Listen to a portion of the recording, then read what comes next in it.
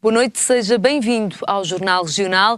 Mais de metade das crianças entre os 3 e os 5 anos têm excesso de peso. O estudo que revela estes números preocupantes é da Sociedade Portuguesa de Ciências da Nutrição e Alimentação. O estudo revela que a prevenção da obesidade nas crianças está a falhar e mostra que as crianças e os adolescentes apresentam peso superior, altura inferior e índice de massa corporal superior aos valores de referência usados pela Direção-Geral da Saúde. A maior prevalência é nos rapazes, 32,5%. A prevalência nas raparigas fica-se pelos 24,6%. Nos bebés até aos 2 anos de idade, o excesso de peso atinge cerca de 60%. Para uma das coordenadoras do estudo, esta prevalência de excesso de peso nas crianças é mais preocupante pelo risco de se vir a tornar crónica e trazer com ela todo um cortejo de doenças e de má qualidade de vida. Para o estudo, a prevenção tem que começar nas escolas, com o melhoramento da oferta alimentar, e a obesidade tem de ser encarada politicamente como um problema de saúde pública. Nos adultos, um indicador positivo quando se trata das mulheres que obtiveram um decréscimo de obesidade e excesso de peso.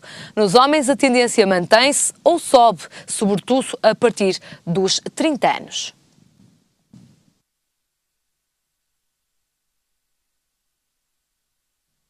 Seguimos agora com a atualidade regional. Uma empresa de Braga pediu ao Tribunal Cível local a penhora de bens da Metro do Porto. Em causa está, segundo a empresa, o facto de ser credora de 2 faturas em atraso no valor de 1,1 milhões de euros. A empresa bracarense reclama o pagamento de obras feitas no concelho de Vila do Conde e, por o pagamento não ter sido feito no prazo estipulado, a empresa de Braga decidiu avançar judicialmente. A autarquia do Porto aprovou 2 propostas da CDU que visam a limpeza e a vedação de terrenos situados no Aleixo. Uma das propostas prevê a limpeza urgente do terreno da antiga Escola EB1 do Aleixo. Já a outra proposta tem por objetivo a limpeza de uma encosta mesmo em frente à Torre 5, demolida há um ano. O autarca de Matosinhos garantiu que o orçamento da autarquia para 2013 privilegia o apoio a pessoas com dificuldades, abdicando de receitas para ajudar os cidadãos. A autarquia matosinhense orçamentou 136 milhões e 600 mil euros para o próximo ano, sendo as funções sociais as que vão absorver a maior fatia da despesa, no valor de 58 milhões e 900 mil euros. Os administradores da Casa da Música renunciaram ontem aos respectivos mandatos. Em causa estão os cortes anunciados pelo Governo para 2013 para a Fundação. Para evitar que a Fundação fique inoperante, os administradores garantiram que se vão manter em funções até à data da próxima reunião do Conselho de Fundadores, que, de acordo com os estatutos, vai ter lugar em março. A administração considera que deixaram de estar reunidas as condições que garantiam o sucesso da Casa da Música.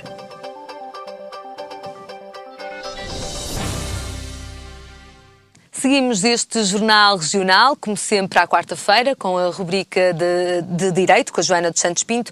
Olá, Joana, bem-vinda.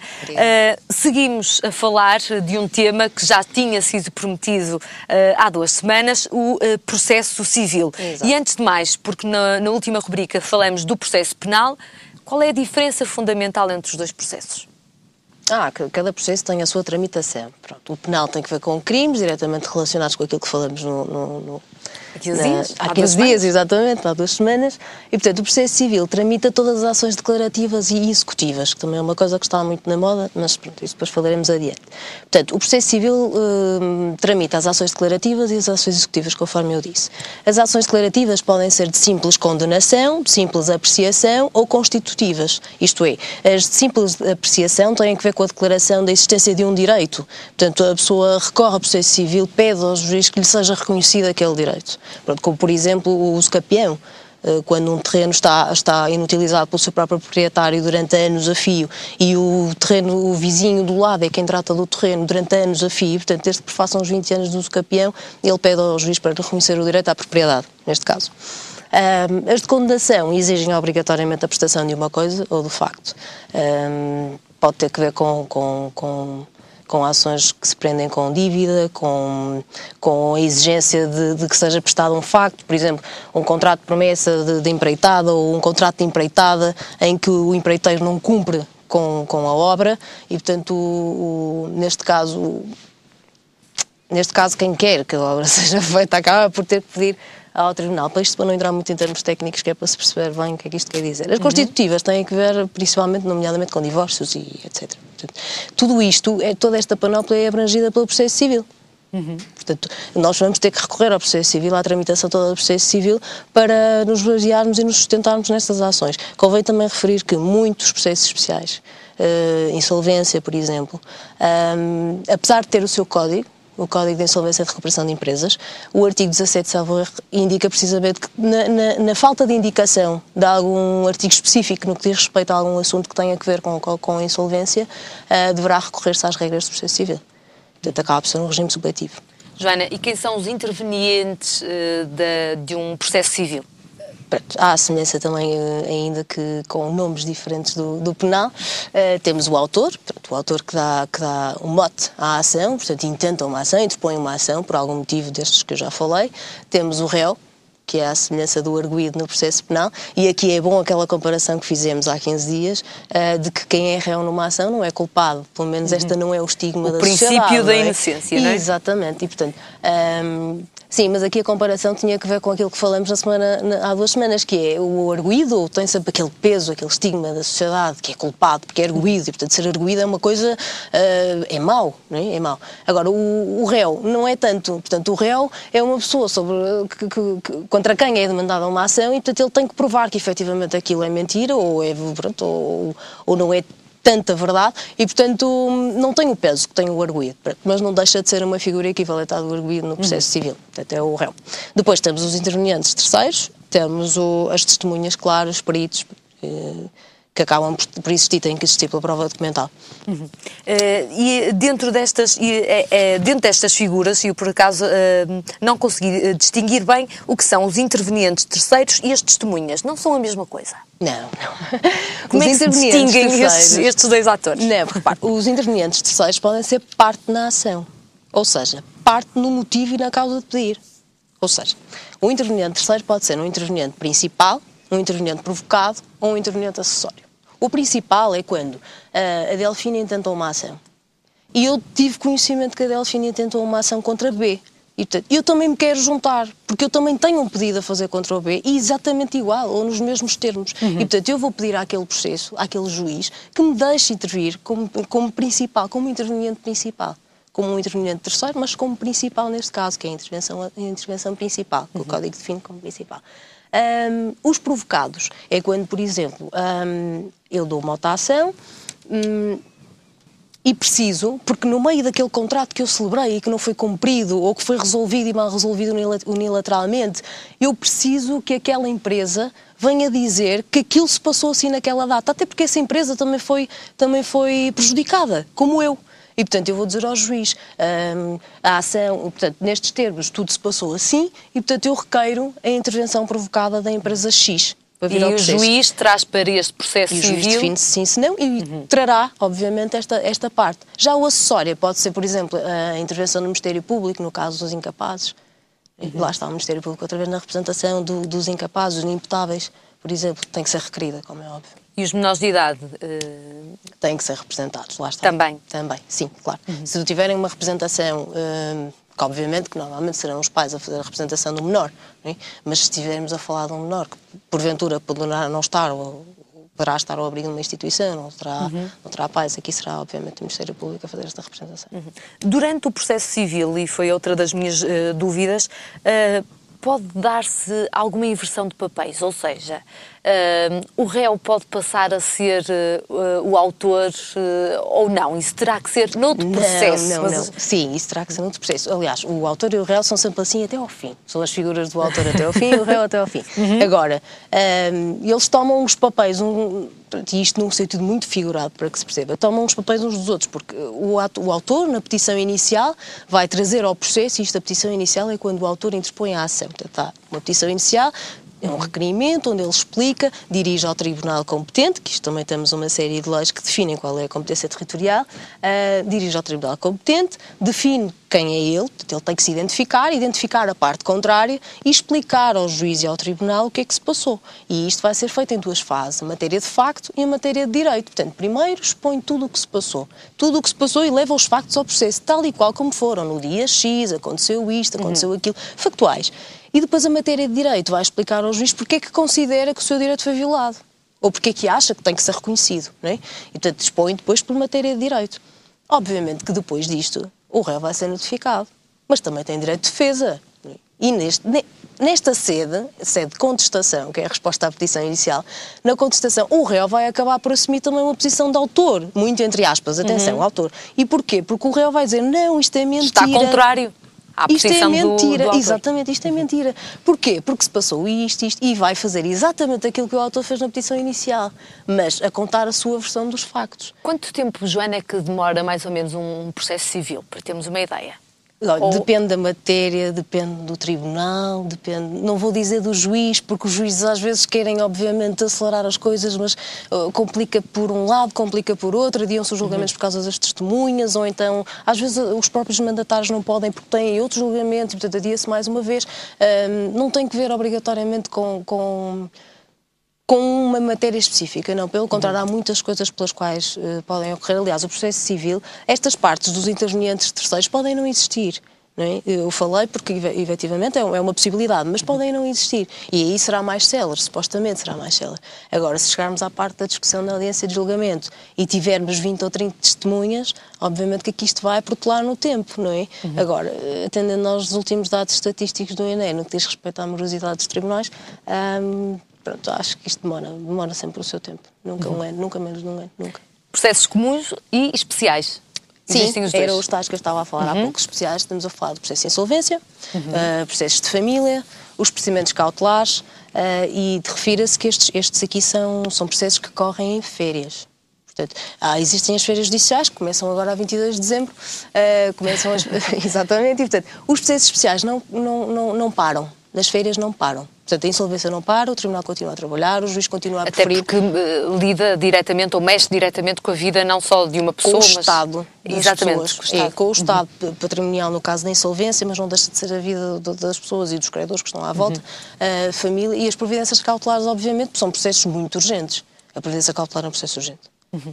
E com lógica, muitas vezes parar alguma coisa. Exatamente, principalmente quando às vezes tem a ver com prestação de alimentos, por exemplo, numa ação de divórcio e de relação de poder paternal, enquanto não se decide, é preciso prestar alimentos ao menor. E, portanto, pode ser uma providência cautelar interposta com esse motivo. Neste caso, a providência cautelar especificada. E aí, nem nas férias judiciais, portanto, há uma paragem destes processos especiais, certo? Normais. Os comuns, como eu estava a dizer há pouco. Agora, os especiais continuam a correr. Exatamente. Por exemplo, os urgentes continuam a correr, que o processo de insolvência é urgente, a providência cautelar é urgente, porque merecem obrigatoriamente respostas rápidas. Não podem ser processos morosos, têm que ser céleres, breves. Joana, como é que se divide o processo comum? Desculpe. Temos aqui alguns valores... Sim, ordinários, os ordinários, sumários, sumaríssimos. Portanto, os ordinários têm que ver com ou melhor, todos estes têm que ver e são definidos com as alçadas dos tribunais. A alçada do tribunal da primeira instância, da segunda instância, que é a relação, e etc. Portanto, os ordinários têm que ver com processos que são superiores a 30 mil euros, que é a ação da relação. Portanto, 30 mil euros e 1 cêntimo, para ser mais precisa. Tem esta definição. Os sumários têm que ver obrigatoriamente com os processos que são inferiores aos 30 mil euros e superiores à alçada da primeira instância, que é os 5.001. Define-se 1 cêntimo, que é por causa das alçadas. Obviamente que se eu interpuser uma ação por 5 mil euros, ela não terá um valor superior ao da primeira instância. Não é? Será igual. Portanto, aqui já não vai caber recurso, provavelmente. Mas isto já são outras questões. Depois o sumaríssimo são todas as ações abaixo dos 5 mil euros. E repita-se aqui, no sumário e no sumaríssimo, tudo o que se tramita no processo ordinário normal é cortado, entre aspas, é reduzido a nível de prazos no processo sumário e no sumaríssimo. Porque querem-se coisas mais rápidas, querem-se coisas mais céleres, atendendo também ao valor da causa, como é óbvio. Estamos mesmo a terminar.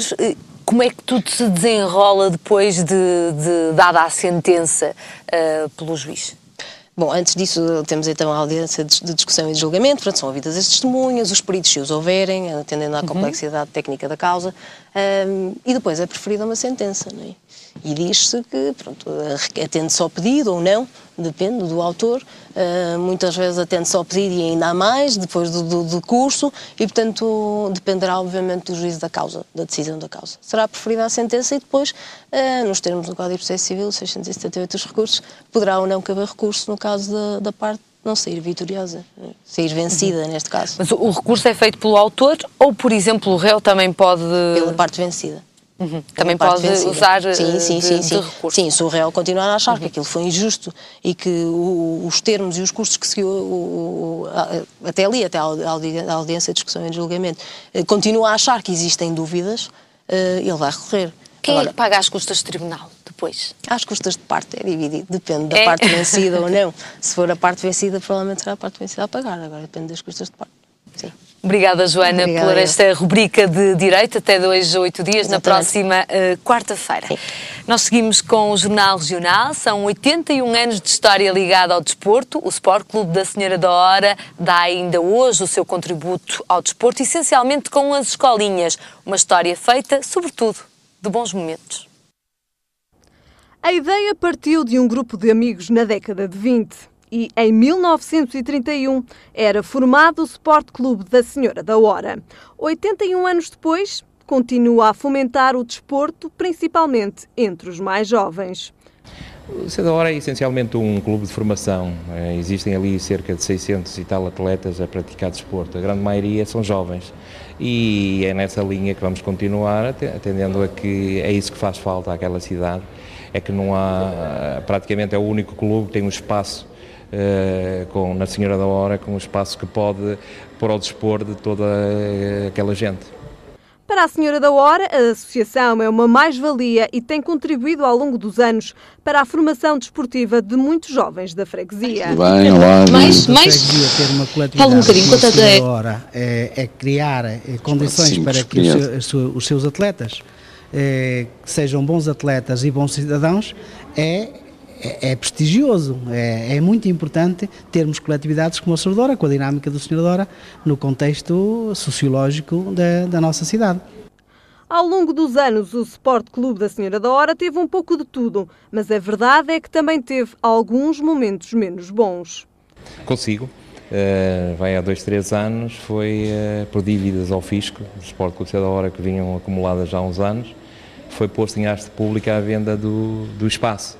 Isso tirou-me o sono, a mim e a todos os sócios, mas depois conseguimos, através da ajuda de muita gente, incluindo as autarquias e isso tudo, conseguimos liquidar essa dívida, que foi um passo muito grande, que eram 300 mil euros, e foi um passo muito grande, mas foi um momento de aflição muito grande também. No entanto, o otimismo é a palavra-chave para os 81 anos da associação. Não vamos parar. De uma maneira ou de outra, o clube vai continuar 81 anos, vamos ter muitos 81 anos pela frente.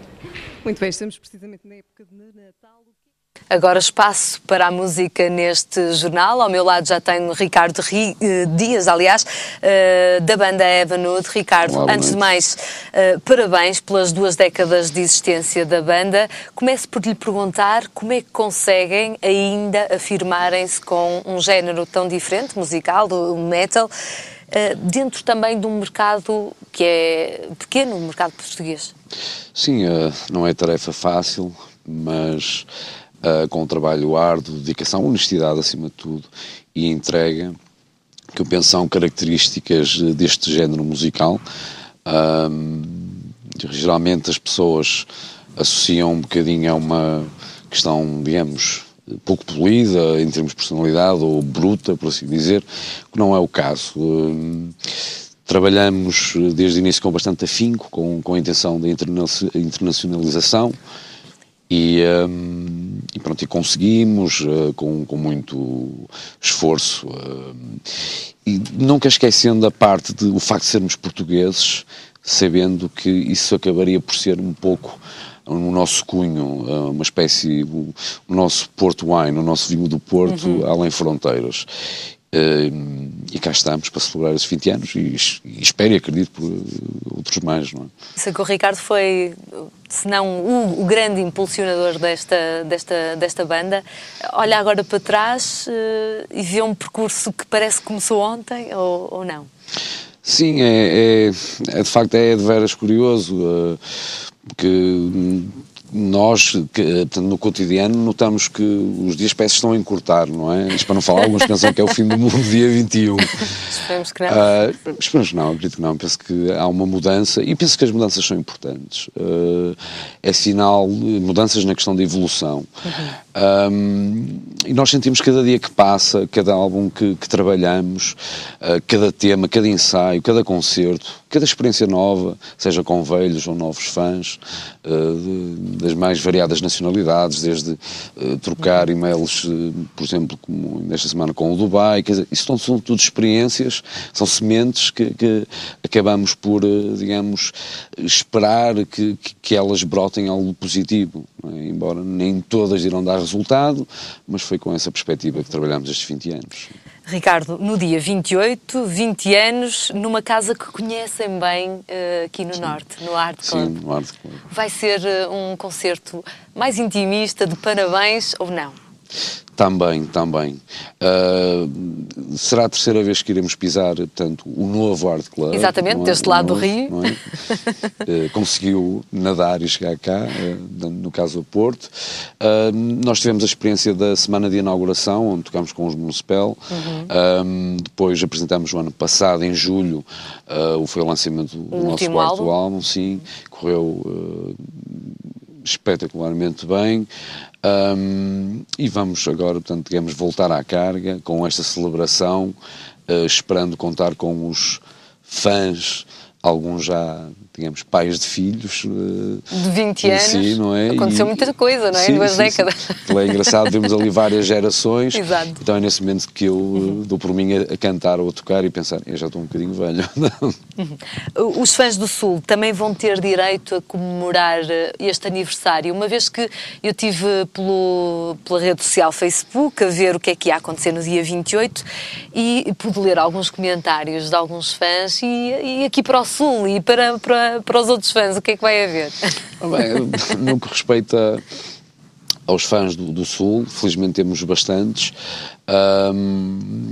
Eu penso irão visitar o Porto, é uma boa viagem que fazem, há sempre muita coisa por descobrir no Porto e celebrar connosco na nossa terra, na nossa casa, porque também existem os portuenses, não é? Ou as pessoas do Norte que vão ao Sul ver concertos, portanto acho que também é oportunidade e muito, não é? Grande parte das vezes. Não tentando ser, portanto, extremamente ou radicalmente regionalista, eu penso que é uma excelente oportunidade para virem ao Porto. Os estilos de música vão mudando, surgem novos estilos a cada década. Como é que o metal se consegue reinventar de alguma forma e permanecer, primeiro, com fãs muito, muito enraizados e ainda conseguindo novas gerações para aderirem a este estilo musical? É uma questão muito interessante porque, se formos a ver em termos de, digamos, de conceito, as pessoas relacionadas com este estilo musical são pessoas muito fidedignas, muito fiéis ao estilo. Curiosamente, o estilo, para não morrer, vai abraçando outros géneros musicais, digamos, fazendo as tais fusões. Digamos que acaba por ser um bocado o processo da borboleta, da larva da borboleta, mas num ciclo, não é? E eu não vejo, digamos, com maus olhos quando surgem novos géneros ou subgéneros, por assim dizer, porque no final de contas eu penso que isto acaba por ser como ao cinema, nós todos começamos a ver os filmes novos hollywoodescos, mas com o aproximário, digamos, do conteúdo em termos de narrativo. Queremos conhecer quais são tantas origens, não é? Os cult movies, os diretores de culto. Eu penso que na música trata-se da mesma coisa, quer seja, independentemente de ser heavy metal, ou clássico, ou jazz, né? Acho que acaba por ser a mesma situação. A guitarra que toca e o som que toca e aquilo que canta, nota diferenças? Em 92 ou no início da década de 90 era uma e agora é outra? Eu, pessoalmente falando, Eu noto, sinto que a banda, em termos de composição, conseguiu, digamos, estruturar uma identidade e, naturalmente, ao compor, quer seja em termos líricos e musicais, automaticamente criamos uma obra, que acaba por ser uma obra, não é? Com um cunho forte. Talvez num lado mais emotivo. Digamos que antigamente, ou nos inícios, tentávamos racionalizar mais a emotividade da música. E eu penso que, com o passar do tempo, começou a acontecer, portanto, o inverso. Que é algo que, principalmente, quem estiver a ver e ouvir e compor, independentemente do género musical que seja, a música exige uma parte muito racional e muito emotiva. Não é? Eu estive a ler, não sei se está correto o que eu vou dizer, mas vocês têm alguma da vossa base musical assenta no Soilwork, na banda Soilwork? Temos alguma... sim. Mas a minha questão não era esta, não era para irmos para Soilwork, mas era para lhe perguntar se já tem algumas bandas mais novas, sobretudo aqui do Porto, que têm alguma tradição também dentro deste género musical, cujas bases sejam vocês, que vos procurem para pedir conselhos, que vos procurem para ouvir, para ver ensaios, assim. O Porto, sim, existem inúmeras bandas e pessoas dentro do panorama nacional com quem mantive desde sempre boas relações, e mesmo os mais novos, que nos tentam ver como um exemplo também a seguir.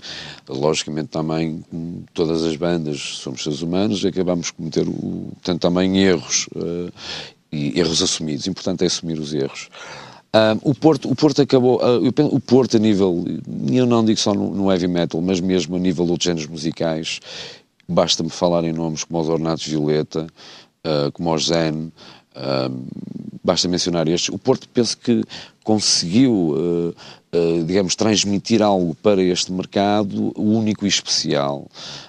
Os próprios músicos do Sul, com quem costumo lidar, eles admitem isso. Eles dizem, o Porto tem uma característica própria. Sim. E as bandas do Porto, como estava a dizer há pouco, mesmo dentro deste ano, tiveram sempre o cuidado de criar, digamos, a sua identidade, quer seja em termos de imagem, em termos de mensagem, por vezes, se calhar, um pouco fútil, mas está lá a mensagem. E eu penso que o Porto tem grandes, enormes talentos. E com esta mensagem nos despedimos, Ricardo. Mais uma vez, parabéns. Dia 28 é no Art Club os 20 anos dos Heaven Wood. E agora as previsões do tempo para amanhã. Chuva para todo o território, por vezes forte, no norte litoral, aliás, do país. Quanto às máximas, 15 graus para o Porto, 17 para Lisboa e 19 graus de máxima para Faro. A informação está de regresso mais logo. Até lá. Boa noite.